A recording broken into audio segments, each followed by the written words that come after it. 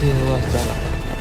त्यानंतर अनाजीपंत संभाजी महाराजांना पन्हाळा किल्ल्यावरती अटक करायला आले, पण हा डाव हंबीररावांनी तोडला. 1680 मध्ये संभाजी महाराजांनी रायगडावरती स्वतःचे वंशग्रहण केले व 1681 मध्ये राज्याभिषेक केला.